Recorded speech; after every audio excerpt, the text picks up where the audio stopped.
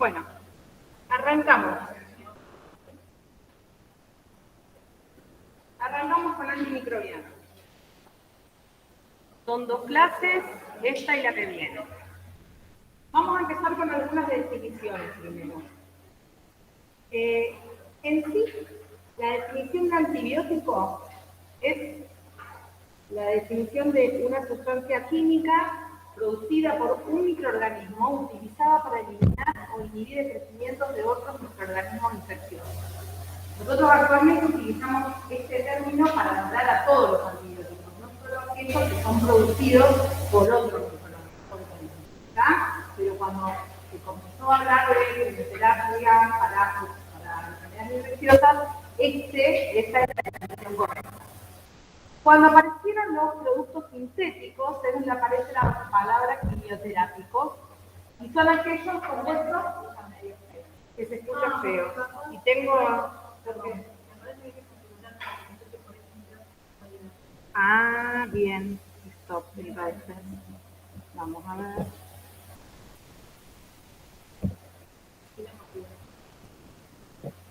¿Acá? No.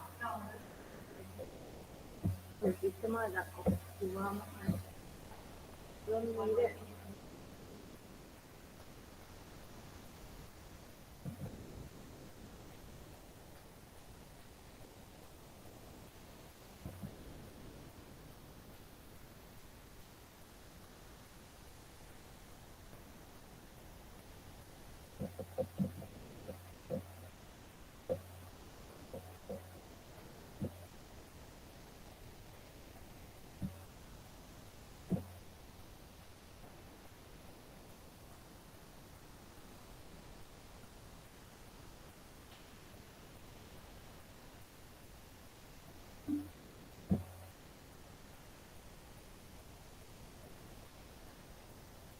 Audio.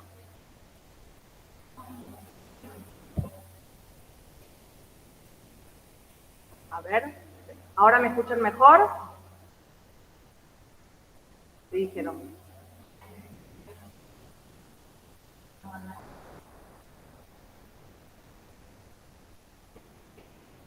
Igual. ¿Desde el Meet? Vamos al Meet.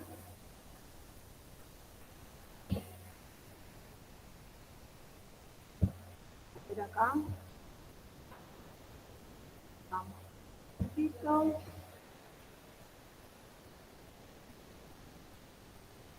Ajuste.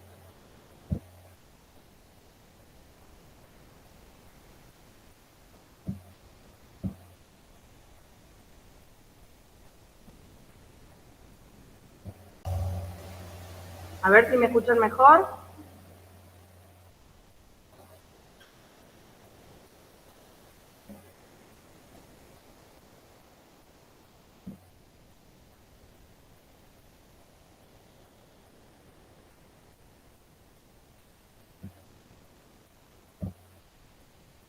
¿Me escuchan mejor, chicos?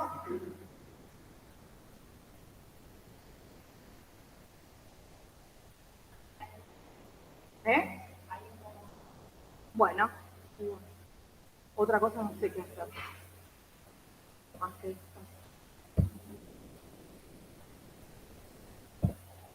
Bueno.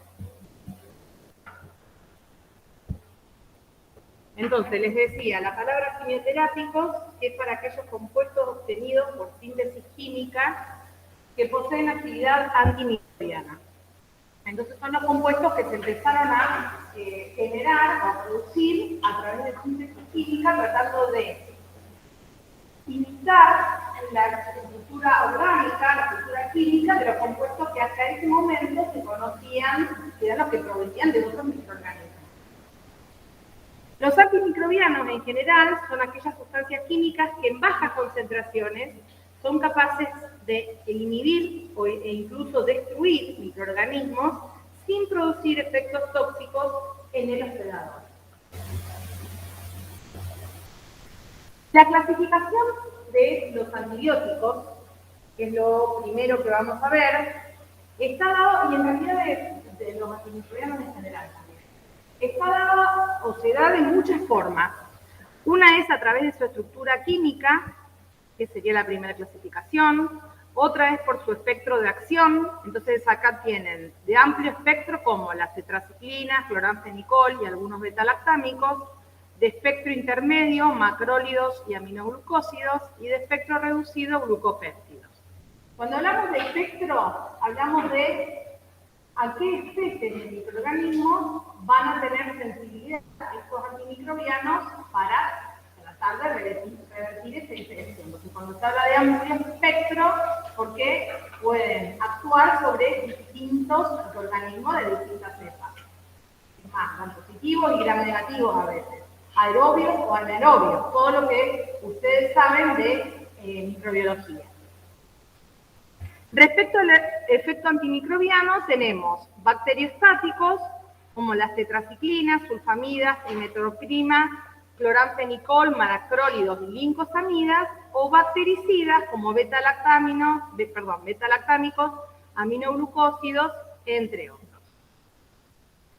¿Qué quiere decir que sea bacteriostático? Esto también lo deben haber a lo mejor visto en microbiología. Recuerdan que eran aquellos antimicrobianos que lo que hacían era inhibir la proliferación antimicrobiana, pero no producían una lisis de microorganismos. ¿Quién hacía esto para tratar de revertir la enfermedad? ¿Quién lo hace? La respuesta inmune del hospedador, del individuo, que padece la infección. ¿Estamos? Bien, mientras que los bactericidas son aquellos antibióticos que por sí mismos, el mecanismo de acción que tienen sobre el antimicroorganismo hace que el microorganismo no pueda seguir viviendo. Entonces, por ejemplo, si yo les digo, en determinados pacientes donde la inmunidad, en pacientes inmunosuprimidos, donde la inmunidad se ve justamente alterada o deteriorada, ¿qué antibióticos se prefieren? Así como en un amplio espectro de evolución. ¿Qué antibióticos se preferiría utilizar? Los bactericidas. ¿Estamos? Porque para los bacteriostáticos se requiere tener una inmunidad normal. Perfecto. Sí. ¿Escucharon? Bactericida y bacteriolítico es lo mismo. Y finalmente, por su mecanismo de acción, entonces tiene los antimicrobianos inhibidores de la síntesis de la pared, ahora vamos a ver, antimicrobianos inhibidores de la permeabilidad de la membrana plasmática, inhibidores de la síntesis proteica, inhibidores de la síntesis de ácidos nucleicos e inhibidores de las vías metabólicas. Otra clasificación que existe es esta que llama a los antimicrobianos en función de a qué tipo de microorganismo al que justamente provoca su acción. Entonces tenemos, les leo, los microorganismos que tienen importancia médica pertenecen a 4 categorías, son las bacterias, los virus, los hongos y los parásitos. Ustedes ya vieron bacterios y parásitos. Algunos sí, otros no. Bien. La primera clasificación general de los antibióticos se apega mucho a esta clasificación, de modo que se tienen, por un lado, los antibacterianos, ¿sí? Por otro lado, los antivirales, antimicóticos y antiparasitarios. A los antibacterianos también se los llama realmente antibióticos. Esta es la base por la cual el tratamiento antimicrobiano, las bases en las que se sienta para poder realizar un buen tratamiento antimicrobiano frente a una infección. Entonces, ¿qué se requiere? Conocimiento de la interrelación entre el microorganismo, que está aquí abajo, el agente antimicrobiano y el hospedador. Este triángulo se lo llama triángulo de Davis y es la base para poder entender qué es lo que ocurre frente a las interrelaciones entre estos 3 actores. Entonces, fíjense, tenemos al hospedador o al individuo al cual un microorganismo penetra y genera una infección. ¿Sí? ¿Qué va a pasar? El hospedador va a devolver sobre esa acción, sobre esa presencia de ese agente extraño en el organismo, a través de resistencia inespecífica e inmunidad adquirida determinada inmunidad. Y lo va a combatir de la mejor manera que pueda. Pero hay veces que se requiere de un agente antimicrobiano para tratar de revertir esta infección, porque el hospedador no puede resolver a través de sus cuadros de inmunidad, lo que tenemos todos normalmente, esta infección. Entonces se requiere del antimicrobiano. ¿Qué es lo diferente que tiene este grupo de fármacos de todos los que vimos y los que restan ver? Es que la farmacodinámica o el blanco terapéutico están en dos especies distintas respecto a las farmacocinéticas que tiene este antimicrobiano. ¿A qué me refiero? ¿Sobre quién actúa el antimicrobiano? Sobre el microorganismo. Y en realidad las farmacocinéticas, o sea, cuando el antimicrobiano ingresa al hospedador, ¿quién es el que le va a cambiar todos los parámetros o va a hacer que tenga un determinado volumen de distribución, todo lo que ya conocemos, tiempo de vida media, etc.? Ese sí es el hospedador. Pero en realidad el antibiótico, ¿a quién? ¿Cuál es el blanco terapéutico? El microorganismo. Es el único tratamiento con medicamentos en el cual el blanco terapéutico no tiene que ver con toda la parte farmacocinética que tiene en sí el hospedador, porque todo lo que vimos, y todo lo que vamos a seguir viendo, los blancos terapéuticos son el individuo, y el individuo responde con parámetros farmacocinéticos, con la farmacocinética, el LACNE, a ese determinado medicamento. Acá son dos cosas distintas, porque siempre se actúa sobre vías metabólicas o de distintas vías de síntesis que el humano no tiene. Entonces, el blanco terapéutico es algo bien específico y característico. Entonces, de ahí aparece el antimicrobiano. Sobre el microorganismo, ¿qué es lo que va a tener? Sensibilidad. ¿Sí? Si no tiene sensibilidad, no va a provocar o el efecto bacteriostático o el efecto bactericida. ¿Cómo responde el microorganismo? Generando resistencia. No me voy a detener en todos los tipos de resistencias que hay. Ustedes lo deben saber o lo debieran saber de microbiología y de bacterios. Hay muchos tipos de resistencias y ustedes saben que cualquier organismo, como cualquier especie, trata de sobrevivir. Hay determinadas resistencias que se van adquiriendo y porque es así, cada determinadas generaciones aparecen mutaciones, pero hay determinadas resistencias que se generan en función del cambio del ambiente. Entonces, cuando está expuesto a mucha concentración de un compuesto que está inhibiendo su crecimiento, se genera una mutación. Recuerdan que había distintas formas de resistir, por transformación, por conjugación, ¿tá? Pero no vamos a andar en eso. Eso ya supongo que lo saben. Entonces, la farmacodinamia, que es lo que hablamos a veces siempre de los medicamentos, va a estar en el juego entre esta relación, antimicrobiano-microorganismo. Ahora, el antimicrobiano, ¿a dónde va a ingresar? Al hospedador, al individuo, al humano, que es el que tiene, o puede ser también animales, que tiene la infección. Entonces, el individuo, el hospedador, va a responder con la farmacocinética, todos los parámetros de absorción, distribución, metabolismo y eliminación y excreción. Y el antimicrobiano puede hacer, como siempre dijimos, en todos los tratamientos medicamentosos, lamentablemente hay efectos adversos que no tienen que ver con el mecanismo de acción de estos antimicrobianos, ¿sí? Son efectos adversos que trae de por sí ese compuesto exógeno, en este caso el antimicrobiano. Nosotros lo que vamos a andar es en aquellos antimicrobianos que se monitoricen farmacocinéticamente, que ya vamos a ver cuáles son, y justamente en estos parámetros de toxicidad que alteren parámetros de laboratorio. ¿Sí? Bien, ¿se entendió? ¿Ejemplo de David? Bien. Una forma útil de organizar los tipos y objetivos de tratamiento antimicrobiano consiste en considerar, dentro del esquema evolutivo de la enfermedad, el momento de inicio del tratamiento. Esto también es importante porque los distintos esquemas van a llevar de distinto tiempo de tratamiento. Las dosis, distintos esquemas de dosificación. Entonces, es importante que sepan cuántos esquemas hay, medianamente como para tener una idea de cómo es el manejo de los antibióticos. Ay, esto que lo muevo. Entonces tenemos, por un lado, los esquemas profilácticos. ¿Cuáles son los esquemas profilácticos? Fíjense que cuando se utilizan. Acá están las categorías de los tratamientos y acá está la evolución de la enfermedad. Yo si hago profilaxis no hay infección, hay ausencia. ¿Cuándo se da esto? Frente o antes de alguna cirugía que sea, se la suele llamar cirugía sucia, con probabilidad de infección que puedan provocar enfermedades serias, como endocarditis, ¿sí? Que son enfermedades cardíacas muy severas, en las cuales infecciones cardíacas.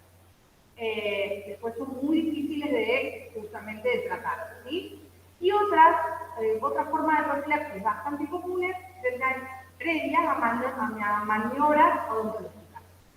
Sobre todo también en pacientes con algún riesgo de padecer o tener endocarditis, o también en otros pacientes. Entonces, esos tratamientos suelen ser tratamientos cortos, previo a la infección, o sea, se da justamente para tratar de evitar que si frente a esa maniobra que se va a realizar, ingresa algún microorganismo, ¿sí? Después tenemos el presintomático. El presintomático, el ejemplo más claro que les puedo dar del esquema de tratamiento presintomático con antibióticos es en el caso de la embarazada. Cuando la embarazada forma parte de un grupo de pacientes vulnerables a los que hay que estar controlándolos todo el tiempo para evitar que no ocurra o que no haya ningún desbalance. Entonces, ¿qué se le hace a la embarazada? Chequeo cotidiano a todos los meses o cada 3 meses, depende de qué. Entonces, lo que puede ocurrir es que aparezca bacteriuria asintomática. ¿Eso qué quiere decir? Que hay bacterias en cantidad suficiente. Si se observa bacteriuria, la orina debiera ser sin bacterias. ¿Está? Entonces, bacteriuria asintomática es que hay recuento de bacterias en la orina, pero la paciente en sí no tiene ningún síntoma.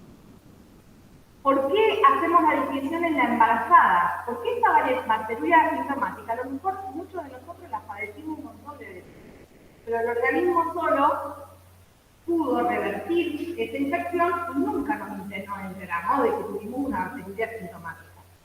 Si da la casualidad de que nos vamos a hacer un análisis de orina completa y aparece bacteriuria, bueno, habría que ir al médico, pero si el paciente está bien, sin fiebre, sin ardor al orinar, etcétera, etcétera, a lo mejor no hace falta tratamiento. Pero en aquellos pacientes, como puede ser una embarazada, que es riesgoso, porque puede acelerar el proceso del parto o pérdida del embarazo, hay que tratarlo. Entonces acá hay infección, fíjense en el cuadrito de arriba, el presintomático está después de la infección, ¿sí? Está aquí. O sea, se sabe que hay infección, porque en el análisis bacteriológico aparece la bacteriuria, pero no tiene síntomas, ni fiebre, ni ardor, ¿sí? Bien. Otro tipo de tratamiento es el tratamiento empírico. ¿El tratamiento empírico cuál es? El tratamiento empírico es aquel que se da antes de saber qué microorganismo es el que está tratando la infección. Esto pasa mucho con las infecciones urinarias, ¿sí? Que en su mayoría o en su mayor proporción aparecen mujeres, por la forma anatómica que tenemos las mujeres respecto de los hombres, ¿sí? La vagina cerca del orificio anal, que hace que tengan contacto las floras intestinales con la urinaria, y eso hace que podamos tener con más frecuencia o posibilidad de infecciones urinarias. Entonces, ¿qué es lo que se debe hacer correctamente? Como cuando la paciente va al médico, ¿no? El médico no sabe cuál es el microorganismo por el cual tiene la infección y tiene la sintomatología, ¿sí?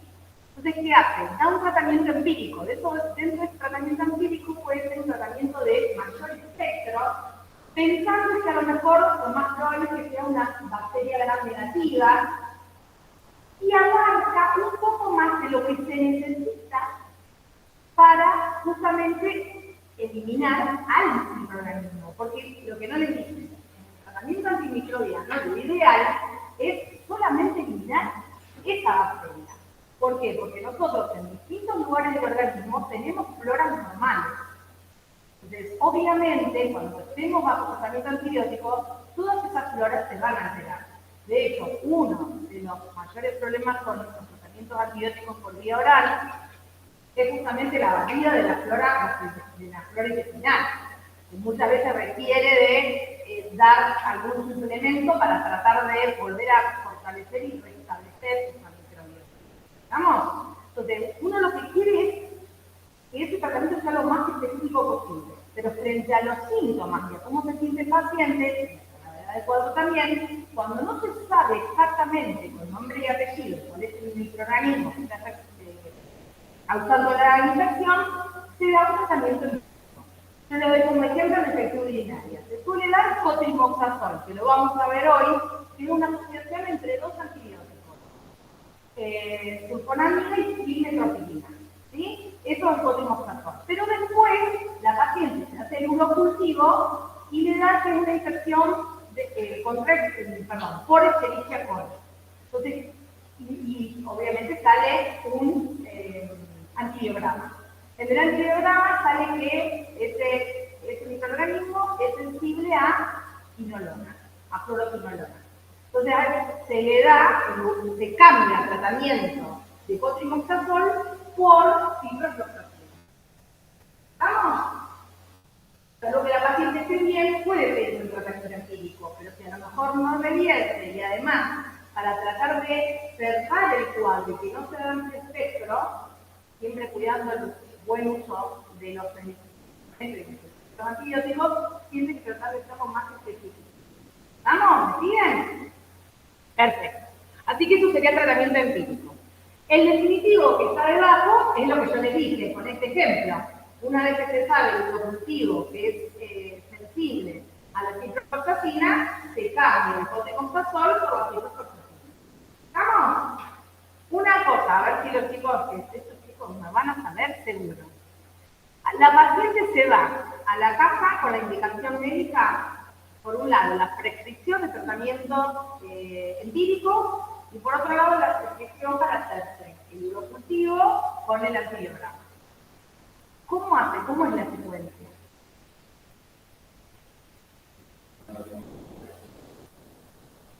Muy bien, excelente. ¿Me siguen? Nunca empezar el tratamiento antibiótico y hacer el urocultivo.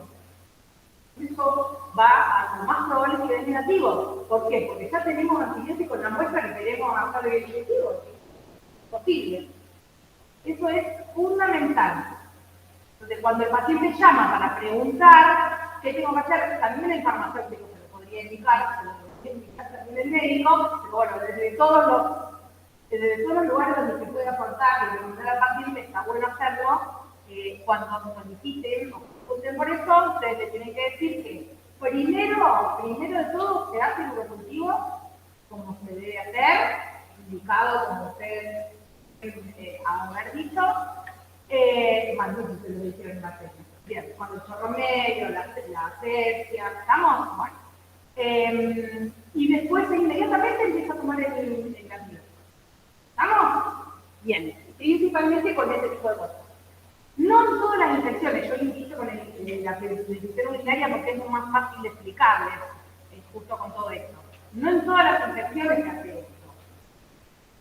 A ver, en una infección de piel, donde se sabe que a lo mejor tiene un hielo o una única y se hizo pus, y se sabe qué tipo de antibiótico se va a dar en función de la flora y del medio donde vivimos. Ustedes saben que también los microorganismos que están en Rosario no son los mismos que a lo mejor hay en Santa Fe Capital.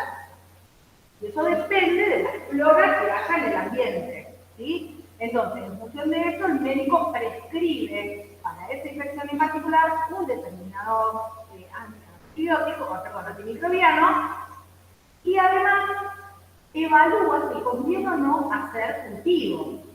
Entonces, si el paciente con ese ejemplo tiene un cuadro clínico normal, bien, sin ninguna alteración, sin fiebre, sin nada, solamente tenizado con múscula, con pus en el dedo, y eso siempre muchas veces lo que se hace es usarlo para tratar de sacar, porque ahí hay acúmulo, obviamente, organismos, no hace falta hacer un cultivo. Pero un mismo ejemplo sobre piel, una lesión ya que es rojiza, que está caliente, que el paciente tiene fiebre, que está desmejorado, que le duele mucho, eso puede ser erisipela, por ejemplo. Ese paciente va a quedar internado, más probable, le van a tener que dar antibióticos por viento venoso.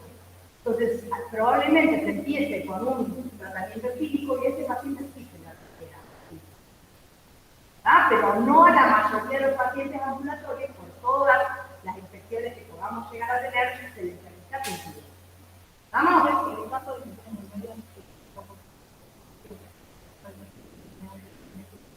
sí, lo ideal sería, para lo que es infección urinaria, lo ideal siempre sería hacer el cultivo con el antibiótico. En una mujer que a veces hace infección urinaria a repetición, se espera que sea el mismo microorganismo que lo hace. Entonces, lo que hacen por ahí los psicólogos, los médicos, es dar el mismo esquema antibiótico que la vez anterior. Pero bueno, puede ser que a lo mejor haya alguna alteración y al no haber hecho el deterioro cultivo, se pierde eso, va a tener que seguir más tiempo con antibióticos, con todo lo que esto conlleva, puede llegar a haber una reinfección. Lo ideal para una infección urinaria es hacer el uno con el antibiograma más el antibiótico. Y después el cambio si es necesario. Bueno, y el último tratamiento es un tratamiento supresor, que en realidad se da, se lo voy a decir así muy por arriba, se da para pacientes inmunosuprimidos, en pacientes con HIV o pacientes trasplantados, en los que el tratamiento en sí disminuyó la cantidad de bacterias, cambió y revertió la sintomatología del cuadro, ya sea porque tenía fiebre o porque tenía un cáncer de glóbulos blancos, etcétera, etcétera, en el tratamiento de laboratorio, pero todavía en los cultivos se sigue obteniendo ese microorganismo.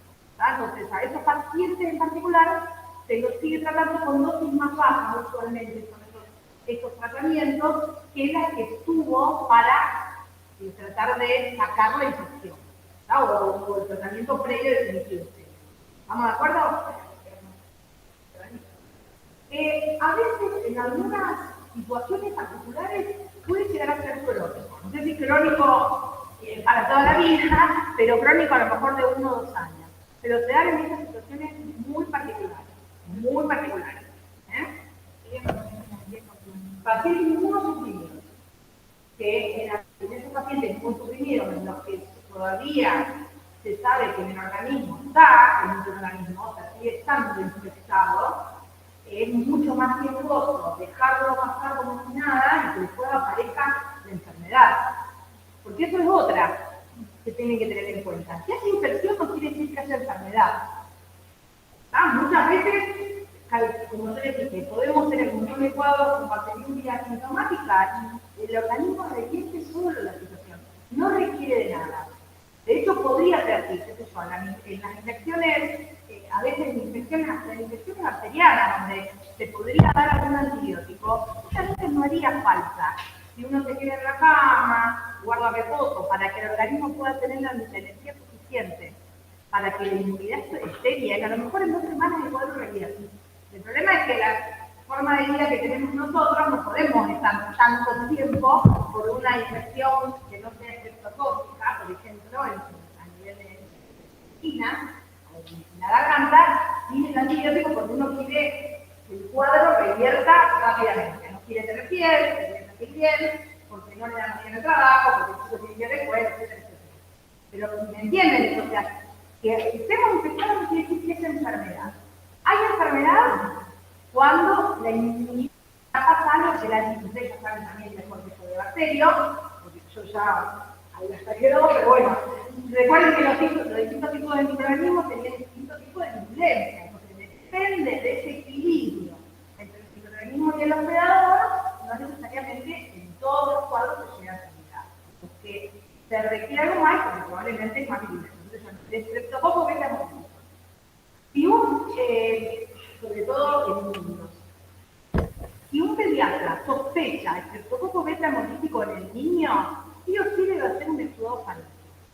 Porque tiene que saber exactamente si ese estreptococo beta hemolítico para saber si tiene que dar determinado antibiótico, que es la penicilina, que es el antibiótico de primera elección para eso.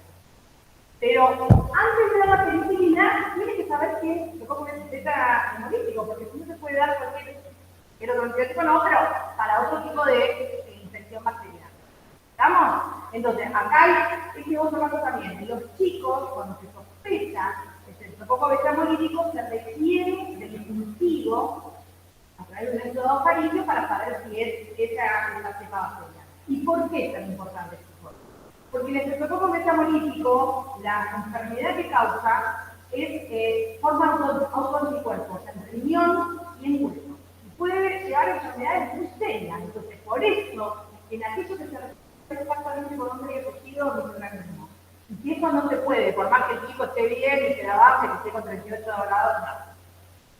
Si tiene anginas blancas, tampoco es político, hay que darle el Estamos por justamente lo que puede conllevar después la enfermedad. Bueno, ¿me van siguiendo? Bueno, entonces, y acá vamos rápido porque tengo un cuadrito que es más lindo. Dentro de los del mecanismo de acción, que es lo que se van a encontrar en la mayoría de la biología, de farmacología, esta es la clasificación que más se utiliza para los antibióticos. Entonces tenemos aquellos que inhiben la síntesis de la pared bacteriana, como las penicilinas y las cefaloporinas, así se llama el grupo de antibióticos, penicilina, cefaloporinas. Después tienen cicloserina, vancomicina y bacitracina, y derivados del imidazol, miconazol, ketonazol, clotrimazol. Estos tres últimos son principalmente, si bien tienen características antibióticas en determinadas situaciones, son principalmente antimicóticos. La vancomicina ya la habíamos visto, que es un antibiótico que se monitoriza, que lo vamos a ver hoy también. Bueno, después tenemos aquellos que afectan la membrana celular, aumentando la permeabilidad del microorganismo. Y tenemos detergentes como la polimixina y el colicematato, y antibióticos poliénicos como la nistatina y la anfotericina B. Afectan la función de las unidades ribosómicas 30S y 50S, disminuyen de forma reversible la síntesis proteica, cloramfenicol, tetraciclina, eritromicina, clindamicina. Según la unidad ribosómica 30S, alteran la síntesis proteica y estos son bactericidas, son los aminoglucósidos. Bloquean las fases metabólicas específicas esenciales para el microorganismo, se los llama también antimetabolitos, y era el ejemplo que les dije antes del cotrimoxazol, son las mezclas de sulfonamidas y trimetroprima. Y por último, los que bloquean, afectan el metabolismo del ácido nucleico, bloquean la RNA polimerasa dependiente del DNA, que son las rifamicinas, y como ejemplo la rifampicina, y bloquean la girasa, como las quinolonas. Entonces, en este cuadrito, no sé si se les ve bien ahí, pero bueno, ustedes tienen el PDF. Todo esto que yo les dije ahí verbalmente, se los va explicando en el cuadrito en sí. Entonces, alteración de la función de la membrana, ¿se acuerdan que eran los que alteraban la permeabilidad? Después tenemos los que inhiben la síntesis de la pared celular, inhibidores de la síntesis de metabolitos esenciales, la vía del ácido fólico, como la trimetroprima sulfamida, los que inhiben la síntesis o la función de ácidos nucleicos, en qué lugar, y los que inhiben la síntesis proteica en la unidad 50S y en la 30S. ¿Ah? Este es un libro, creo que es el Velázquez, pero no es el que nosotros les damos, no es el de, este es el de, creo que se llama Farmacología Básica y Clínica. Pero me gustó el dibujito que tenía este para dejarles a ustedes. Así ven al microorganismo, ven todos los clásicos terapéuticos, estas serían las estrategias farmacológicas del uso de antimicrobianos, que no es en el resto del organismo. Es en un microorganismo. Bueno, y ahora empezamos. Penicilinas. Esto también, ustedes lo habían dado en bacterio, ¿no? Yo me acuerdo de que algo habíamos dado de esto. Bueno, ¿dónde? No importa, a mí no me importa que ustedes sepan exactamente en qué lugar, pero que tengan idea mínimamente que este grupo de fármacos, penicilina, cefalosporina y otros antibióticos beta-lactámicos que se relacionan en su estructura química, lo que hacen es inhibir la síntesis de la pared bacteriana. Eso hace que el microorganismo, podríamos decir que tenga agujeros, y eso haga que se pueda erizar. ¿Estamos? Como para que lo acabo de decir yo coloquial para que ustedes lo entiendan. No lo van a poner así en el examen que lo saco. Bueno, y ahí tienen todo escrito como dice en el libro. Esta foto es esta figura es de Goodman. Bueno, entonces, traté en cada grupo de fármacos de poner lo más relevante. Así todo, lo más relevante en antibióticos está más caracterizado. Le puse mayor énfasis en algunas diapos, pero nos vamos a encontrar con que no hay tantas alteraciones en parámetros de laboratorio en la mayoría, ¿sí?, de los antibióticos. Pero bueno, hay algunas cosas que las tenemos que tener en cuenta, y ahora yo después les voy a decir cuál es la idea de la noción que a mí me gustaría que dijera. Primero y principal, que no está dicho, la mayoría de los antibióticos se eliminan por vía renal. El que no se elimina por vía renal tiene alguna metabolización más importante por vía hepática. Entonces, aquellos pacientes que tengan insuficiencia renal o insuficiencia hepática requieren de un cambio del esquema de dosificación. Se llama ajuste de dosis para esos pacientes. Y hay guías muy largas que tienen los médicos para poder evaluar cuál es el esquema de dosificación para ese paciente particular. ¿En qué se basan? Principalmente en el nivel de creatinina de ese paciente. Cuanto menor sea el nivel de creatinina o la velocidad de filtración molecular, ¿no? ¿Sí? Más dañado está ese riñón, entonces más atención hay que tener por los antibióticos. Te lo digo esto como general, para todos los antibióticos. Hay algunos que son más nephrotóxicos que otros, ¿sí? Pero en general sepan esto y están estas guías. Las guías se llaman Sanford, las guías Sanford son, que van saliendo por ahí con novedades cada vez que se van reuniendo los grupos. Bueno, y dentro de las penicilinas, el mayor porcentaje de reacciones adversas son reacciones de hipersensibilidad. Esto lo habrán escuchado nombrar. A lo mejor tienen algún conocido que es alérgico a penicilina. ¿Por qué? Porque dan enfermedades que empiezan con rash u urticarias y pueden terminar con edema de glotis o afectaciones respiratorias. Ese es el mayor problema que podría haber con respecto a reacciones adversas. Y a tener en cuenta si ese paciente es justamente sensible a ese tipo de antibióticos. Las penicilinas muestran mínima toxicidad directa, ¿está? Pero dentro de esa toxicidad directa hay algunas que están principalmente relacionadas a los parámetros hematológicos. ¿Qué es lo que puede ocurrir? Depresión de la médula ósea y granulocitopenia. Fíjense que yo entre paréntesis les puse muy rara vez, pero ¿cuál es el tema y qué es lo que yo quiero que presten atención o que les quede? Que un paciente que está en tratamiento con penicilina, obviamente tiene que ser un tratamiento largo, o un paciente vulnerable que esté en un tratamiento de 10 o 14 días con penicilina, supóngase, y haya alguna alteración en estos parámetros. No es para que se los aprendan de memoria a estos, que son raros, digamos, pero sí para que sepan que si hay alteraciones a nivel de los recuentos hematológicos, presten atención porque puede ser una reacción adversa al medicamento. ¿Está?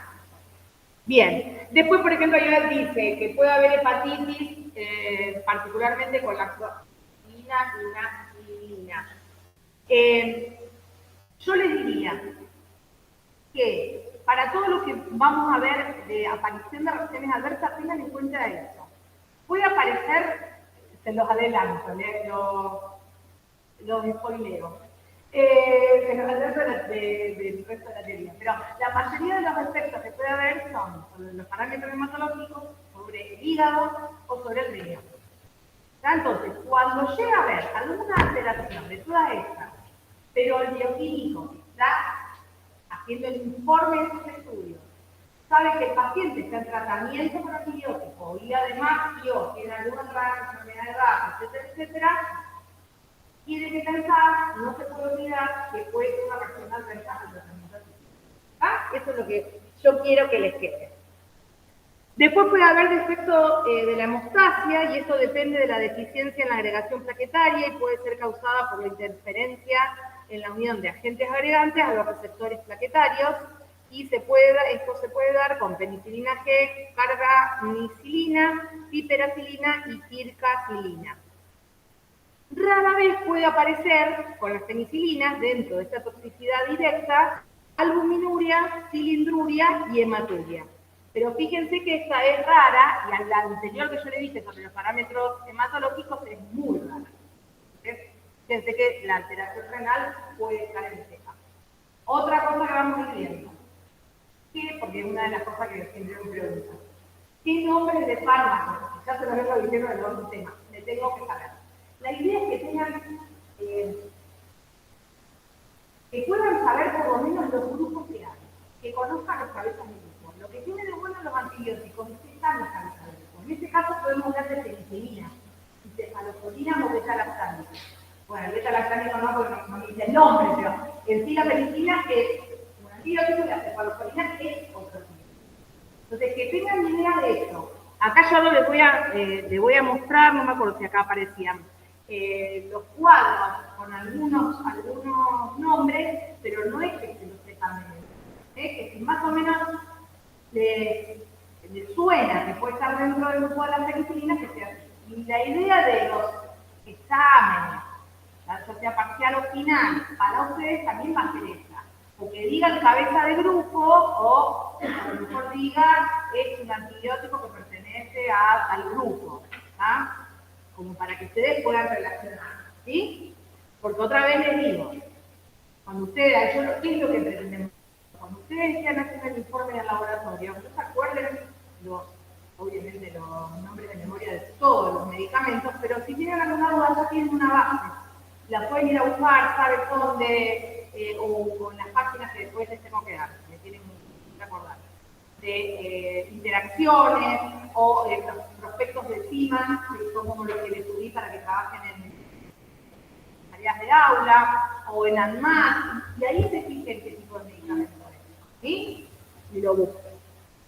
Bueno, otra de las cosas importantes, como siempre venimos viendo en todos los fármacos que hasta ahora vimos, o grupos de fármacos, son las interacciones. Y en este caso, las dosis elevadas pueden interferir, dosis elevadas obviamente de todos los fármacos, penicilina, cefalosporina y beta-lactámicos, pueden interferir en la secreción tubular de metotrexato y aumenta las concentraciones de este compuesto. Este es un fármaco que es sedoso, es un antibioplástico que se determina con concentraciones plasmáticas en determinados tratamientos. ¿Sí? Entonces, cuando se monitoriza metotrexato y a su vez se está en un tratamiento antibiótico, puede ser que haya aumentado por esta interacción. Y luego, el probenecid, que es un uricosúrico, un fármaco para el tratamiento de la gota. La indometacina y el ácido acetilsalicílico, que son dos AINES, analgésicos antiinflamatorios, pueden inhibir la secreción tubular de beta-lactámicos y prolongar la vida media de ellos. ¿Estamos? Entonces, en este caso de interacción, habría que ver de cambiar el esquema de utilización para que no haya mayor aparición de efectos adversos o efectos tóxicos. Les cuento muy brevemente cómo surgió la actividad y la efectividad clínica de la penicilina. En realidad, la efectividad clínica de la penicilina surgió a través de Salem, lo deben haber visto también en el micro, como en bacteriología, de casualidad, porque había un investigador que fue Fleming, que evaluaba placas de Petri a determinada cepa bacteriana y un día lo dejó en la ventana y cuando vino el día siguiente se encontró con que estaba toda lisada la cepa bacteriana. ¿Por qué? Porque había crecido un hongo, que era el Penicillium notatum, que obviamente lo que liberaba era penicilina y por eso el antibiótico lisaba la cepa bacteriana. 10 años después, para la Segunda Guerra Mundial, pudieron producir la penicilina en forma masiva para poder dársela al individuo. ¿Por qué lo relaciono con la Segunda Guerra Mundial? Por una de las cosas que hace 100 años atrás, 100 años años atrás, 80, se moría principalmente la población del mundo humana, era por infecciones. O sea, la expectativa de vida era muy baja, porque cualquier infección, al no haber antibióticos, el organismo estaba en ese déficit entre el microorganismo y el hospedador, el individuo se moría. Cuando apareció la penicilina fue algo majestuoso y para particularmente durante la guerra, donde había amputaciones, ustedes saben. Entonces empezó a utilizar muchísimo. Y se dio con un grupo de pacientes que estaban en tratamiento con probenecid por la gota, que requerían muchísimo menos penicilina para el tratamiento antibiótico que los otros que no estaban en tratamiento con probenecid. Y de ahí apareció la interacción, se descubrió la interacción entre probenecid y penicilina. Que creo que se lo había dicho yo en farmacocinética, que como el probenecid inhibe al transportador de daños orgánicos, entonces la penicilina no puede pasar a través del túbulo proximal hacia el tubular y no se elimina. ¡Vamos! Soy investigativa, pero estas cosas por ahí son lindas para recordar. Bueno, hasta ahí penicilina. Sí. Sí. En este caso, que los pacientes están tomando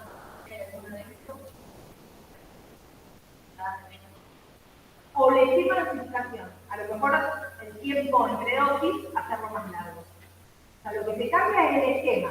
Poder disminuir la dosis y aumentar el tiempo. O una y la otra. ¿Estamos?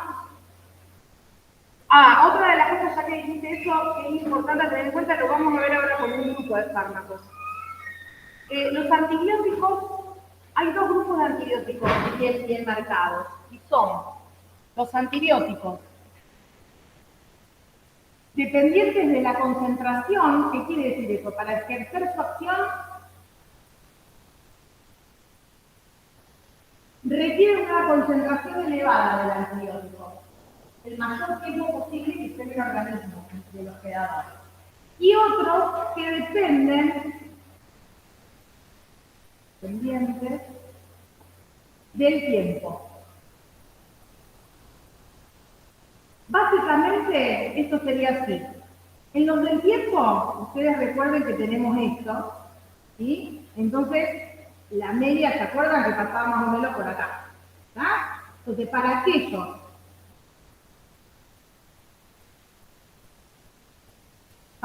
antibióticos,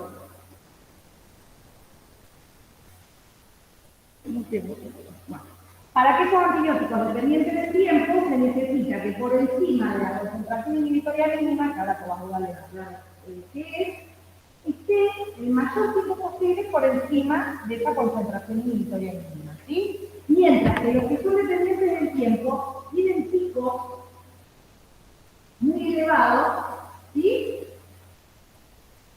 Y se ha observado que tienen mejor respuesta cuando se da una única dosis mucho más espaciada entre una y otra dosis. ¿Y por qué pasa esto? Porque al darlas así, tienen mucha menor probabilidad de que aparezcan efectos adversos, porque las concentraciones son muy altas y son bactericidas. Entonces, dan buena efectividad clínica. Esto se observó no hace mucho tiempo, en la década del 70, mal no recuerdo, y fue a través de evidencia. O sea, esto es lo que se llama resultados de medicina basados en la evidencia. Siempre se creyó que el tratamiento antibiótico, como la mayoría de los medicamentos, requiere esto, una concentración estable en estado estacionario que sea más alta que la concentración efectiva mínima y menor que la tóxica para que haya efecto. Bueno, en el caso de los antibióticos tenemos estos dos. Por ejemplo, las penicilinas y los beta-lactámicos son dependientes del tiempo. Entonces, van a ver que los esquemas de dosificación de las penicilinas de salosarina y beta-lactámicos son dosis a varias horas del día. O sea, a lo mejor 3 dosis al día. ¿Estamos? Bueno. ¿Qué otra cosa más? Mientras voy hablando, me voy acordando de que les quiero decir otra cosa más. Eso, concentración inhibitoria mínima. Ustedes saben esto también, lo que sabe el bacterio. Recuerden que es la concentración mínima de la antimicrobiana que se requiere para justamente evitar o que no haya determinado crecimiento bacteriano. Entonces, acá, en lugar de hablar de concentración de efectividad mínima, hablamos de concentración inhibitoria. ¿Estamos? Bien. Segundo grupo de fármacos. Vamos a hablar ahora de los aminoglucósidos. Fíjense en esta diapo, esto está sacado de Velázquez.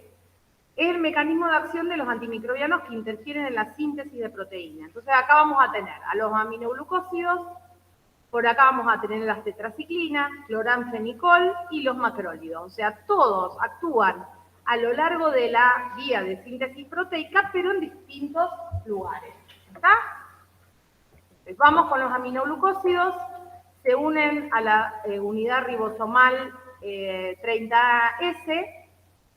Este rojo vendría a ser el aminoglucósido y puede tener, se cree, dos formas, que bloquea la traducción porque justamente al unirse el aminoglucósido hace que las dos unidades se desunan y quede traducido una porción que no va a tener que ver con la proteína que requiere el microorganismo para crecer, proliferar o vivir, o que genere una proteína con mutaciones.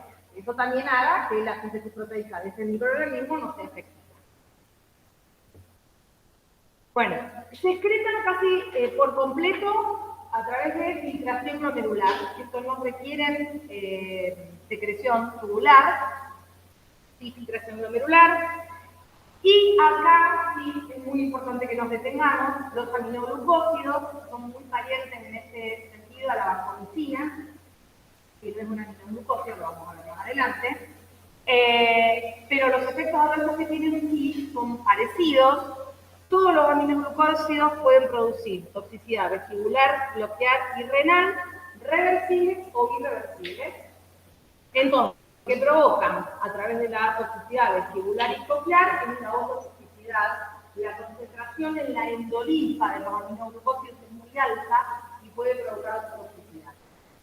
Lo que nos importa desde el punto de vista bioquímico es la nefrotoxicidad.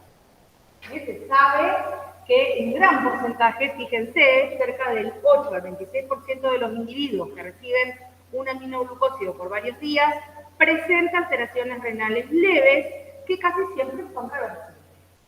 Pero hay que tener especial cuidado en aquellos pacientes vulnerables, no necesariamente que tengan necesidades renales o no, pero que son pacientes trasplantados, un paciente con VIH, a esos pacientes hay que seguirle el perfil renal. Si se produce toxicidad, se da por una acumulación y retención de la aminoglucósido en las células del túbulo proximal, y lo que se va a observar es aumento de la concentración plasmática de creatinina, ligera proteinuria y cilindro. Los aminoglucósidos, al igual que la vancomicina, se monitorizan farmacocinéticamente. Es muy recomendada la monitorización, sobre todo en pacientes graves, para confirmar que las concentraciones del fármaco están en el intervalo conveniente. Otra vez, que es lo mismo que va a pasar con la vancomicina. Este tipo de antibióticos no son antibióticos a prescribir de primera línea. Es para nuestra sanción. Si se llega a elegir este tipo de antibióticos es porque dentro del espectro este paciente ya pasó por otros antibióticos con tratamiento definitivo o de mayor amplio espectro y no hubo una reversión del cuadro. Entonces este paciente ya termina internado porque los aminoglucósidos no se administran por vía oral, solo se administran por vía endovenosa y requieren de estos antibióticos que son, digamos, como antibióticos de reserva, los últimos que se esperan por justamente todos los efectos adversos que tienen y porque tienen bajo índice terapéutico. Por eso requieren monitorización farmacológica. Especialmente importante en los pacientes con insuficiencia renal, si se observan aumentos en la concentración de creatinina durante el tratamiento, en prematuros y en recién nacidos a término o si el tratamiento es de duración prolongada. Es útil ya que las concentraciones plasmáticas mínimas o concentraciones valles son altas. Cuando son altas, aumenta el riesgo de ototoxicidad y nefrotoxicidad. Además, es conveniente asegurarse de que las concentraciones plasmáticas máximas, a ver, estas son las máximas, ¿sí? Y estas son las valles. Las que en farmacocinética decimos mínimas o máximas directamente, bien. Además de conveniente asegurarse de que las concentraciones plasmáticas máximas o concentraciones pico son suficientes para ejercer el efecto bactericida, particularmente en el tratamiento de infecciones graves.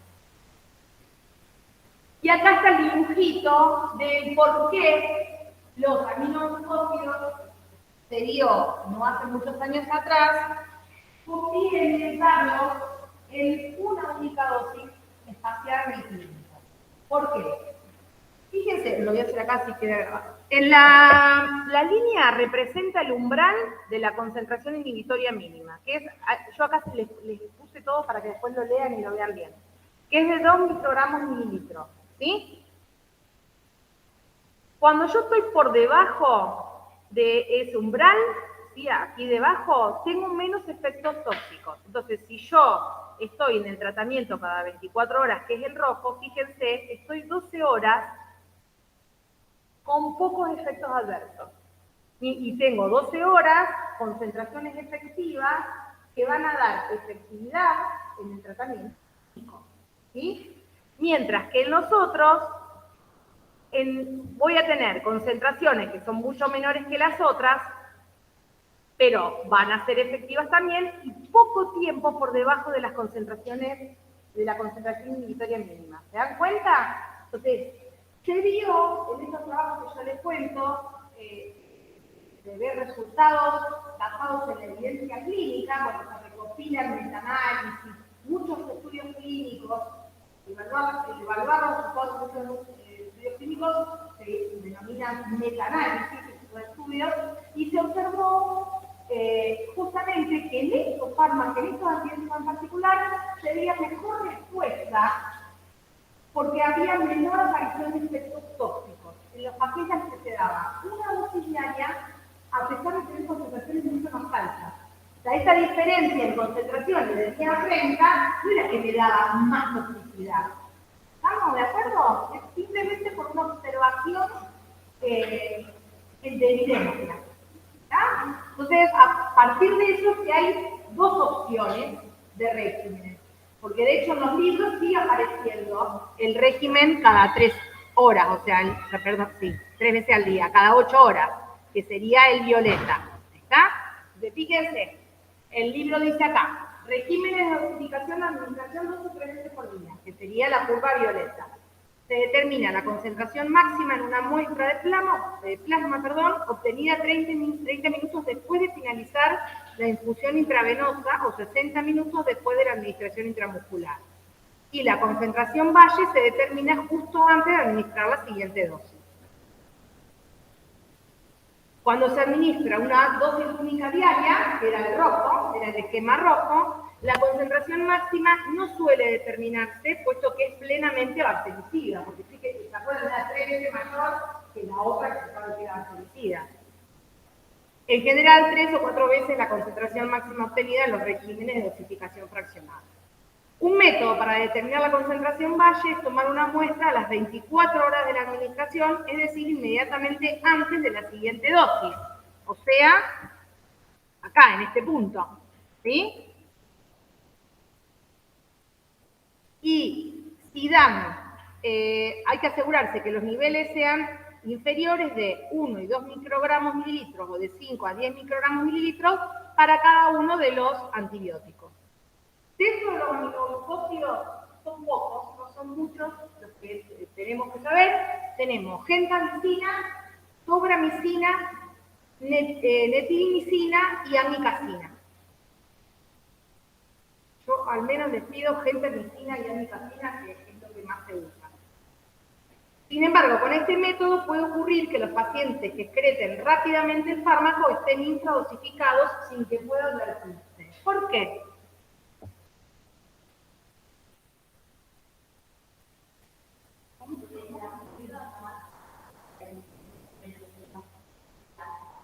Porque puede ser que la curva, fíjense a ver si me ven el puntero allá, en los que eliminan rápidamente el antibiótico, puede ser que esta curva, en realidad, en lugar de caer así, como dice su compañera, la pendiente sea más grande.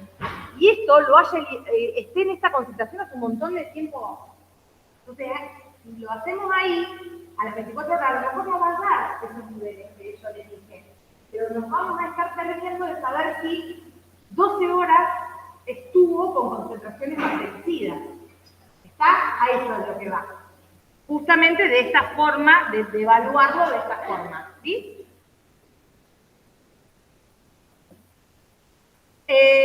Otro procedimiento se basa en la utilización de neromogramas, que se utiliza una sola muestra, y el método más adecuado, le leo el de abajo porque es medio tarde, si no, no vamos a llegar. Consiste en tomar 2 muestras separadas por varias horas. Esto ya se lo había adelantado con su monitorización. Para tratar de evitar la invasión sobre el paciente y tratar de tener un buen resultado para poder analizar, lo ideal en las monitorizaciones es al menos tomar 2 muestras de sangre.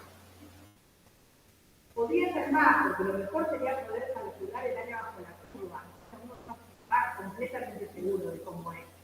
Justamente esto que dijimos del infraoxidado, si se hubiese hecho un área bajo la curva, pues se sabría si estaba o no estaba oxidado. Pero bueno, eso es más tedioso. Entonces, bueno, eso es lo que les dice acá.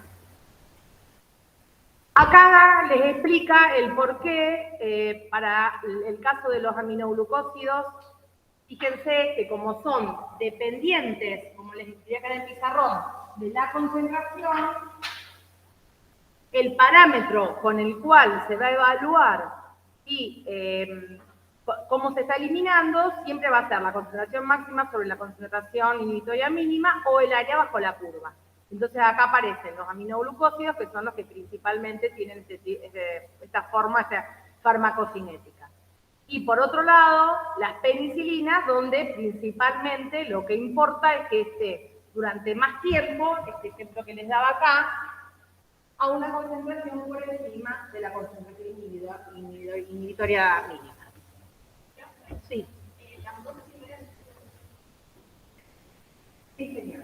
Son los que dependen de la concentración. El T mayor a la concentración inhibitoria mínima es para los que dependen del tiempo. Bueno, acá los paso rápido. Acá estos son los ejemplos de los aminoglucósidos que vimos recién. Gentamicina, tobramicina, metilmecina y amicacina. Al menos gentamicina y amicacina, ¿sí? Estos antibióticos los van a ver también, sobre todo la gentamicina y la amicacina, como antibióticos preparados para aplicación local, tomadas. Porque también se pueden utilizar así o por vía endovenosa, no por vía oral, por la forma que tienen los aminoglucósidos. Bueno, interacciones. Acá el mayor riesgo que hay que tener en cuenta es con aquellos fármacos que también puedan dar neurotoxicidad u ototoxicidad. No hay demasiados fármacos que den la neurotoxicidad que dan los aminoglucósidos, pero sí es expresar especial atención en aquellos pacientes con alguna enfermedad de base renal. ¿Estamos?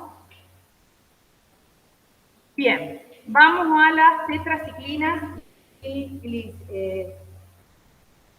glucilciclinas. ¿Para qué se me hace mala para el nombre? Me falta una intro. Bueno, ¿qué efectos tóxicos tienen? Principalmente en el hígado.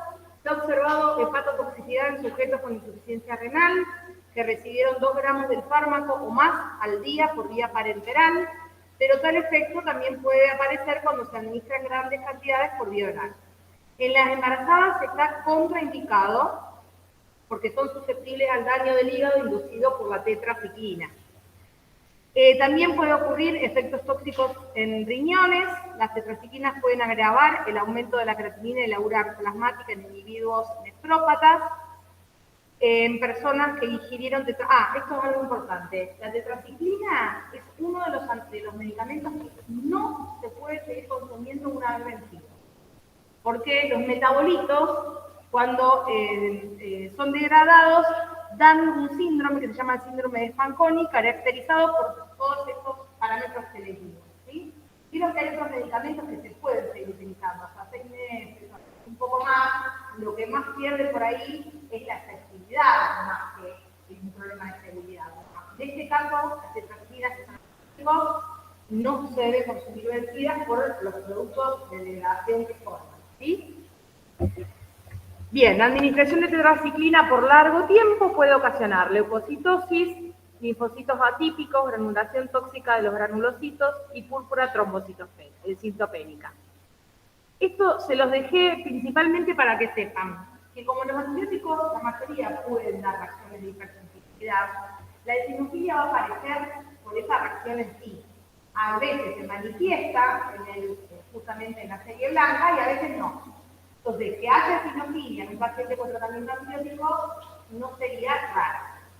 Pero bueno, a tenerlo en cuenta, porque tiene que ver con una reacción de hipersensibilidad. Bien. Terminamos entonces con las tetraciclinas, que principalmente es la tetraciclina, la cual vamos a nombrar y recordar, y seguimos con el cloranfenicol. Ustedes después van repasando los mecanismos de acción. El cloranfenicol tiene efectos tóxicos en el sistema hemático. El más importante se localiza en la médula ósea y afecta al sistema hematopoyético en dos formas. Una vinculada con la dosis, que asume la forma inicial de anemia, leucopenia, trombocitopenia. Y no entienden alguna de las palabras que digo, me preguntan, ¿sí? Anemia de la hemoglobina, leucopenia de disminución de los leucocitos y trombocitopenia de los trombocitos o plaquetas. Y una respuesta idiosincrásica que se manifiesta por anemia plásica, que en muchos casos culmina en pancitopenia mortal. La anemia plásica es aquella que hay una disminución en la formación de todas las células hemáticas a nivel de las médulas de la médula. ¿Por qué? Porque hay una alteración en las células madre. ¿Estamos? Y eso obviamente va a llevar a pancitopenia. Pancitopenia es cuando todas las células están bajas. Esta última, al parecer, aparece con mayor frecuencia en individuos sometidos a terapia duradera y especialmente en los expuestos al fármaco en varias ocasiones o con predisposición genética. Otra vez, este tipo de antibióticos, justamente por los efectos adversos que tienen, no son de elección, a veces en algunas terapias, pero cuando no queda otra elección porque se han utilizado otros antibióticos, pues llega a esto. Muchas veces esto ocurre justamente en pacientes inmunosuprimidos. Entonces, en esos pacientes los tratamientos suelen ser más crónicos. Entonces, hay que tener cuidado. La incidencia de dicha reacción es pequeña, de un caso por 30.000 ciclos de tratamiento más, pero el índice de mortalidad es grande. ¿Se acuerdan que yo lo había dicho? Que algunos de los efectos adversos, si bien a veces es bajo en proporción de aparición, cuando son tan graves es muy importante que lo recordemos. ¿Sí? Bueno, y es grave cuando la aplasia es completa y se advierte una mayor incidencia de leucemia aguda en personas que se recuperan. La anemia plástica explica en promedio el 70% de los casos de discrasias sanguíneas producidas por el cloranfenicol y el resto lo componen anemia hipoplástica, agranulocitosis y trombocitopenia. El último de los grupos de antimicrobianos que interfieren en la síntesis de proteínas son los macrólidos. Dentro de los efectos adversos hay hepatotoxicidad y se da con la eritromicina, claritromicina y acitromicina. Suelen aparecer hepatitis colestásicas y estas aparecen cuando el cuadro comienza de 10 a 20 días de tratamiento y su inicio se caracteriza por alteraciones gastrointestinales. El dolor suele parecerse al de colecistitis aguda y poco después de estos síntomas surge ictericia, o sea que la bilirrubina va a estar aumentada, que puede acompañarse de fiebre, leucocitosis, eosinofilia y aumento de transaminasa. Y eso es lo más importante porque el resto de las cosas con los parámetros de laboratorio no se relacionan. Dentro de este grupo también tenemos a un subgrupo que son las nicosamidas y vamos a hablar solamente de la clindamicina. Principalmente tiene efectos sobre el tubo digestivo, la mayoría, como les dije, de los antibióticos, y hay algunos que tienen más efectos sobre el tracto digestivo que otros, como es el caso de la clindamicina. Y también tiene reacciones poco comunes, donde se observa aumento reversible de la GOT-IgT o AST y ALT, granulocitopenia y trombocitopenia. Otro fármaco dentro de este grupo es el linezolid, cuyos efectos tóxicos en la sangre dan aparición de supresión que incluye anemia, leucopenia, pancitopenia y trombocitopenia. O sea, puede aparecer por cada uno por separado o pancitopenia. ¿Sí? Es importante practicar recuentos plaquetarios en individuos en peligro de sangrar, con trombocitopenia preexistente o trastornos intrínsecos o adquiridos de la función plaquetaria, incluidos los que pudieran ser causados por el empleo concomitante de otros fármacos, y en pacientes cuyos ciclos terapéuticos con el fármaco en cuestión duran más de 2 semanas. Otra vez, son fármacos que se utilizan en determinadas situaciones y en determinada población en particular, ¿sí? Pero a tener en cuenta porque son efectos que pueden aparecer. Y otro grupo o subgrupo dentro de este grupo de macrólidos y cetólidos son las polimixinas, que recuerden que alteraban la permeabilidad de la membrana en el microorganismo. Estas son nefrotóxicas y en la medida de lo posible será mejor no utilizarlas con quien neurocóticos. ¿Se acuerdan que habíamos dicho que una de las interacciones que tenían esto eran con aquellos que provocaban nefrotoxicidad y otras nefrotoxinas?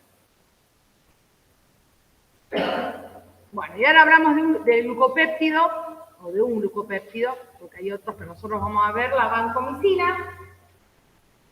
El efecto adverso que provoca principalmente es nefrotoxicidad. También se puede observar leucopenia o eosinofilia, que son reversibles, y alteraciones de la función hepática.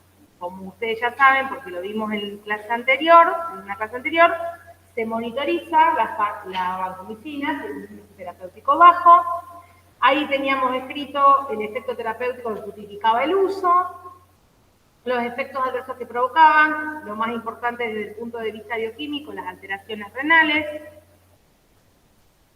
Hay tipo C, una gran variabilidad interindividual en el comportamiento farmacocinético, y este es uno de los puntos que hace que la vancomicina sea monitorizable. Como les dice ahí en el título, es un antibiótico de reserva, se lo utiliza en esas situaciones en las que se sospecha que tiene o se ha estado usando otro y no ha dado resultado. Y cuando se lo utiliza en infecciones severas, en pacientes con deterioro previo de la función renal o con alto riesgo de nefrotoxicidad, tratamientos prolongados, y cuando se hace la monitorización farmacocinética, me refiero. Y en pacientes con alteraciones en los parámetros farmacocinéticos, que se acuerda que también influenciaba o caracterizaba aquellos fármacos que requerían de monitorización. Ahí tienen las concentraciones en el nivel valle a determinar. Fíjense que como al igual que los aminoglucósidos, es un antibiótico dependiente de la concentración, este parámetro es el mejor o es el adecuado, el área bajo la curva, 24 horas sobre la concentración inhibitoria mínima para evaluar la cantidad del antibiótico que hay en plasma. No se los paso rápido. Dentro de los lipopéptidos,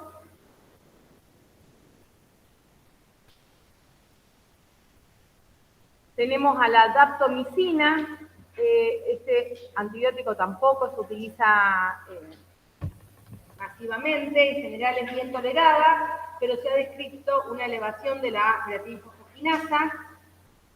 De hecho, se aconseja evaluar, acá en esta parte, medir al inicio del tratamiento y a intervalos regulares, al menos una vez por semana, durante el tratamiento, la CPK.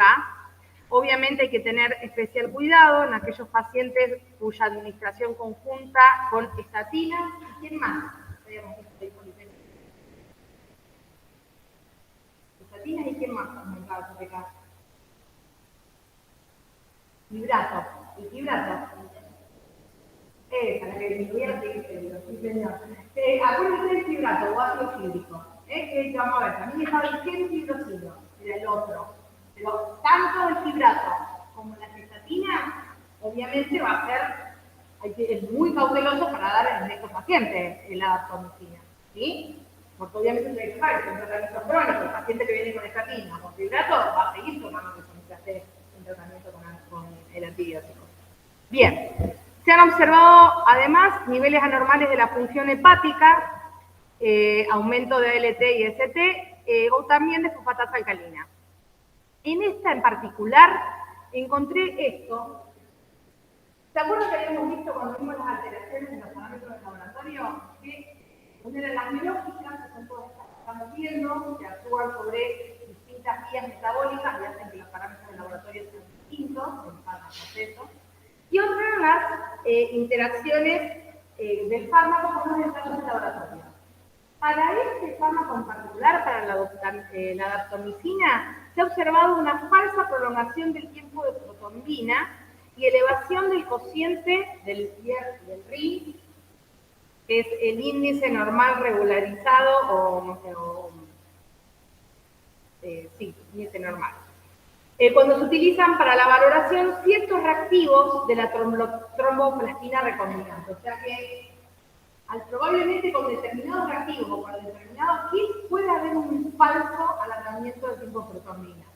Pero no para todos. Pero bueno, a tenerlo en cuenta porque aparece para este antibiótico en particular.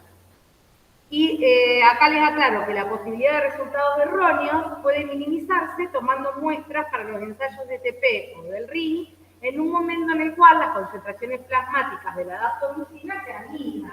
Entonces, esa interacción, además, ¿cómo va a ser? Una interacción de litro, porque va a ser, digamos, yo saco la sangre del paciente, ¿sí? Tiene la daptomicina. Esa daptomicina, como yo la pongo en contacto con el reactivo de la tromboplastina, es cuando me va a dar el error. Es una interacción in vitro. ¿Sí? No es el organismo esto. Es in vitro. Entonces, si yo trato de tomar la muestra en este punto de la curva, o sea, en las concentraciones bajas, donde sea bien bajo, a lo mejor esta concentración de la daptomicina no le hace tanto efecto al reactivo. ¿Se dan cuenta de lo que les digo? Entonces, si aparece esto en alguna situación en particular, se puede corregir. Y si no, tenerlo en cuenta de que puede ocurrir. Bueno, sulfonamidas, trimetroprima, sulfametoxazol, son los antimetabolitos. ¿Por qué? Porque inhiben a esta vía metabólica del organismo para poder formar el ácido tetrahidrofólico. Nosotros no tenemos esa vía, tenemos que consumirlo. ¿Estamos? Entonces, los efectos adversos de esta combinación. Y otra cosa, ¿por qué se usan las dos? Esto lo vimos en farmacocinética. Fíjense que las sulfonamidas actúan en una vía, en un paso de la vía, que es diferente a la de la trimetroprima. Esto se observó que al combinarlas dan un sinergismo. ¿Se acuerdan lo que era el sinergismo? Que se observaba mayor efecto, mayor eficacia sería, porque esto sería in vitro, mayor eficacia en la combinación de los dos antibióticos que cada uno por separado. Sinergismo, ¿cómo se llamaba? Uno es de suma y el otro es de potenciación. Este es sinergismo de potenciación. ¿Sí? El de suma, ¿se acuerdan que era que se sumaban las dos, digamos, el efecto daba igual que la suma de los efectos de cada medicamento por separado? Acá la suma de los dos da mayor efecto que lo que daría cada antibiótico por separado. Por eso se llama sinergismo, es el típico ejemplo de un sinergismo de potenciación. Y estos antibióticos se han combinado. ¿Y qué tiene de bueno? Que se dé menor dosis y se dé mayor efecto. ¿Providencia por qué motivo? No. Efectos adversos. Es lo que se refiere a un tratamiento o cualquier intervención medicamentosa. Que no haya efectos adversos. Bueno, son muy raras, pero puede llegar a haber anormalidades del sistema hematopolítico. ¿Por qué se las pongo? Porque a pesar de ser raras, si existen, son de moderadas a severas. Entonces tenemos anemia hemolítica para aquellos pacientes que tengan además una deficiencia eritrocítica en la actividad de la glucosa 6-fosfato deshidrogenasa. Puede haber agranulocitosis y anemia aplásica. Entonces, vimos hace un ratito, ¿qué otro antibiótico daba anemia aplásica? Cloramfenicol. Porque, por ejemplo, en este caso, se trataría de evitar la combinación de cloramfenicol con la sulfonamida y la trimetoprim. Bueno, se los paso rápido, por cualquier cosa me preguntan si tiene dudas. Yo para hacerlo mucho más largo. Otros efectos adversos que pueden haber, cristaluria, en el caso de que el paciente tenga una orina ácida, ¿sí? Pueden aparecer cristales en la orina, pero esto se va a dar justamente por el tipo de orina, la acidez de la orina va a generar que aparezcan esos cristales. Puede haber alteración de la función renal, también es muy rara, y puede haber hepatotoxicidad. Si existe necrosis hepática, puede llegar a ser mortal.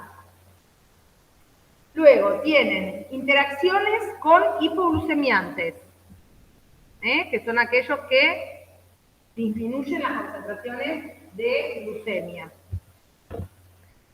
Tanto en las crisis, puede llegar a haber crisis hipoglucémicas en en pacientes diabéticos tratados con sulfamida. Después, pueden observarse trombocitopenia e hiponatremia cuando se da el cotrimoxazol, que el cotrimoxazol es la combinación más utilizada, que es sulfametoxazol. No sé si lo tengo allá arriba. Sí, allá arriba. Sulfametoxazol, trimetroprima.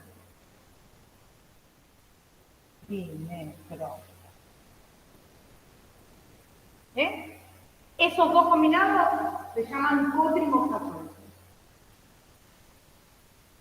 En ancianos tratados con diuréticos tiacílicos, ¿sí? Y puede haber hemorragia por interacción con los anticoagulantes orales. Fíjense que en esa tablita les aparecen todas estas cosas que yo les expliqué allá arriba. Lo de la cristaluria, lo de la anemia hemolítica, lo de la hepatotoxicidad, las crisis hipoglucémicas, la pancitopenia, en este libro decía pancitopenia, yo había leído trombocitopenia y hipoglucemia, así que bueno, tengámoslo por las dos, y las hemorragias en aquellos pacientes con anticoagulantes orales. Otra vez, si un paciente está con anticoagulantes orales por tratamiento crónico, que puede pasar, como fenofumarol, y ahora está bajo un tratamiento antibiótico con cotrimoxazol, puede aparecer una alteración del RIN y va a estar dada por esta interacción. Además, también para estos fármacos, en particular la trimetoprima, yo le pongo una R siempre además. Acá la R no va. Trimetoprima.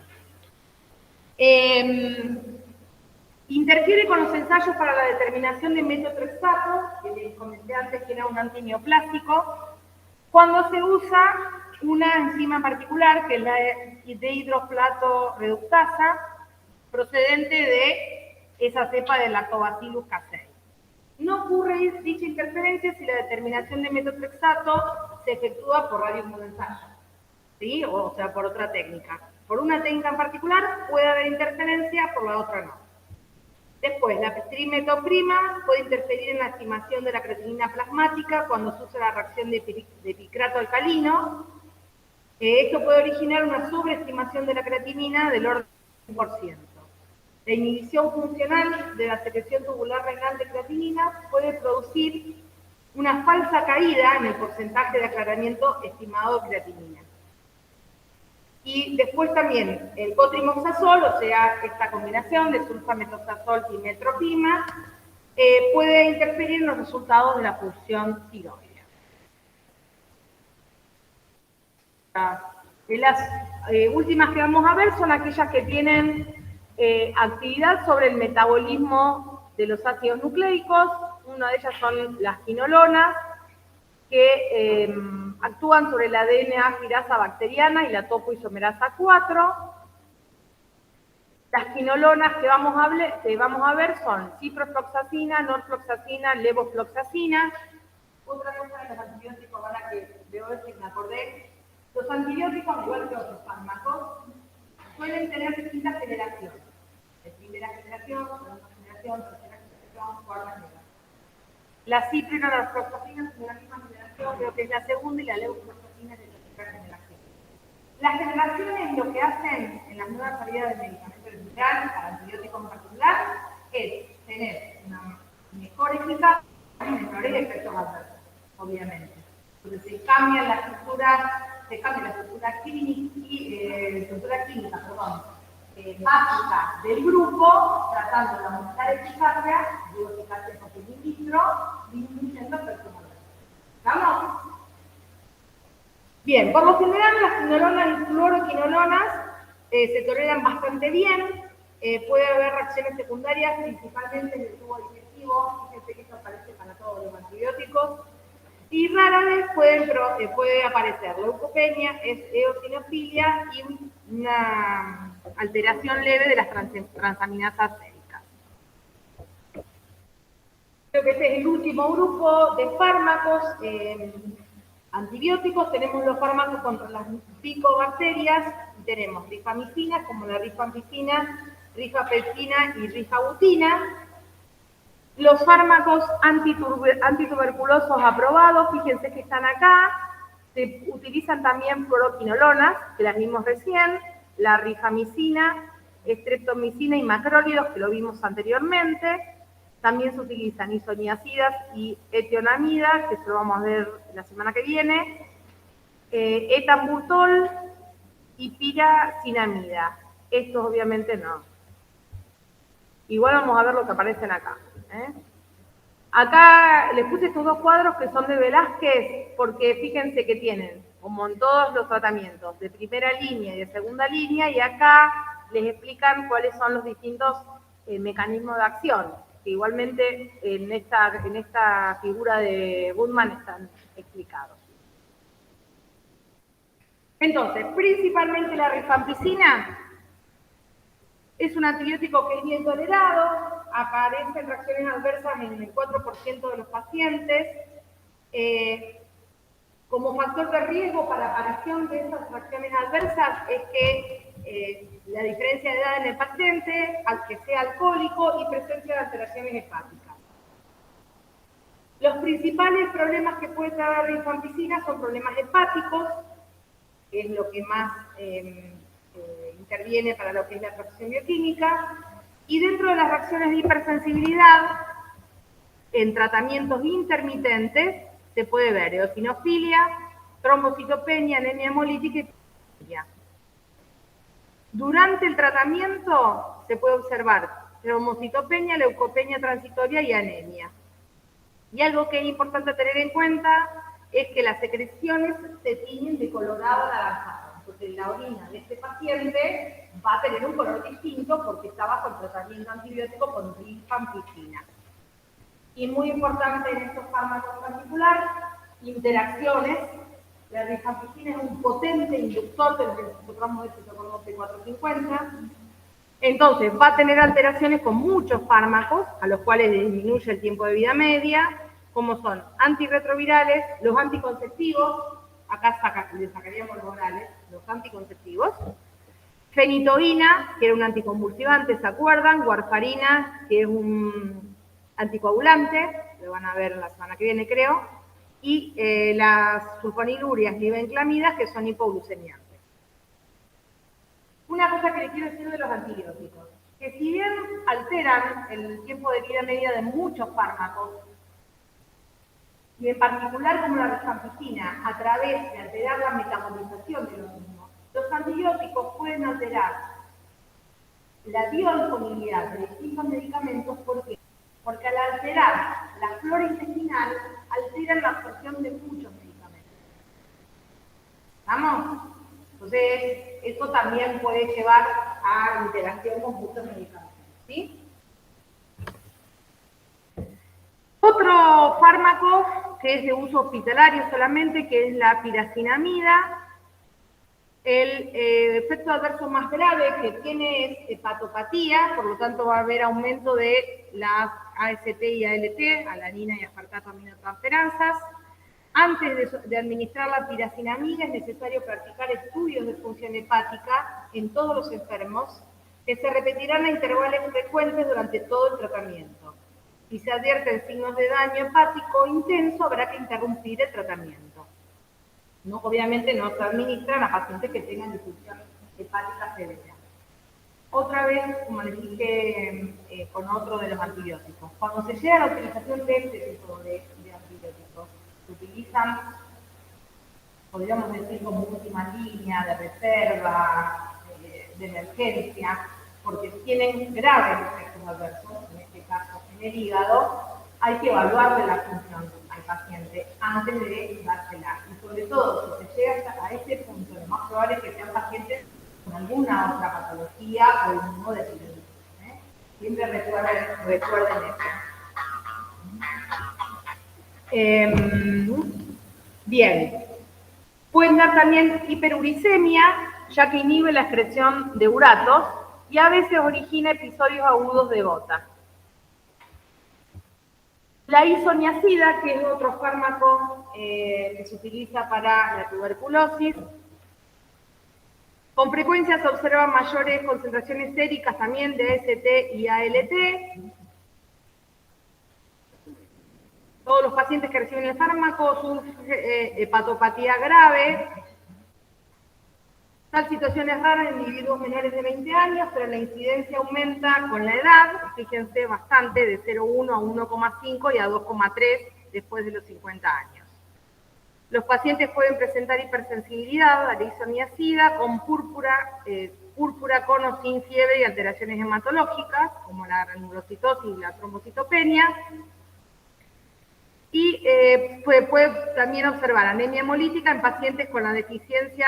Recuerden que en aquellos pacientes con deficiencia de la glucosa 6,4 de deshidrogenasa puede aparecer anemia hemolítica con el consumo de cualquier medicamento. En particular, ya vimos antibióticos, ¿sí? También se puede observar metahemoglobinemia y también, al igual que la rifampicina, es un potente... en este caso es inhibidor de la citocromo P450, por lo tanto aumenta el tiempo de vida media de los fármacos que son metabolizados por esta enzima. ¿Como cuáles? Anticonvulsivantes como la cinitoína, etosuximida y carbamacetina, los 3 anticonvulsivantes.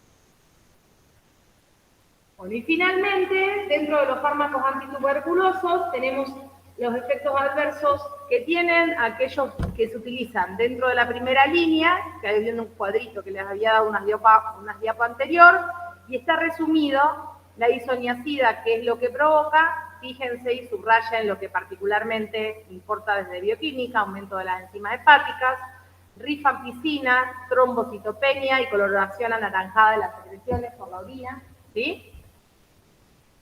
Piracinamida, alteraciones gastrointestinales, elevación de las enzimas hepáticas sería acá, e hiperuricemia. Etambutol, acá no sería nada. Y la streptomicina, que puede dar nefrotoxicidad e hipopotasemia. Estos últimos dos fármacos, etionamida y la cicloserina, son de uso hospitalario, y la etionamida es la que puede presentar elevación de las enzimas hepáticas. Antes de que se vayan, y ahí como siempre la bibliografía, lo de la coloración en las secreciones, tengan en cuenta para cualquier toma de medicamento. Hay muchos antibióticos que dan este cambio, vamos a ver la clase que viene con algunos antiparasitarios conocidos, no por lo que también puede cambiar algo. Siempre que tengan una orina con un cambio de color, si ustedes le preguntan al paciente con qué tratamiento está, lo más probable es que sea por eso. Además, puede ser que ustedes saben por la dieta. ¿Está? Pero nunca se olviden de preguntar de los medicamentos. ¿Está? ¿Estamos? Bien. La semana que viene terminamos con antibióticos. El miércoles, no la semana que viene, el miércoles. El miércoles. Sí, ya terminamos. Muy bien.